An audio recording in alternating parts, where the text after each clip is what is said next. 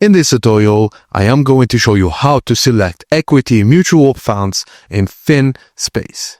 Firstly, start by logging into your FinSpace account with your credentials. Once logged in, navigate to the area in FinSpace where you can view mutual funds or investment options available. This might be labeled as investments, funds, or equity funds.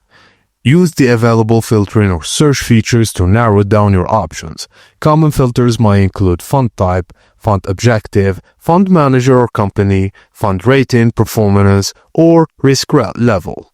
After filtering for equity funds, review the details of the individual funds and compare the risk level with the potential return. Equity funds typically carry higher risk but also offer the potential for higher returns. Make sure the fund's historical volatility aligns with your risk tolerance. Read the prospectus of the selected fund to get more detailed information on its investment philosophy. And once you've selected the right equity mutual funds, you can add them to your portfolio.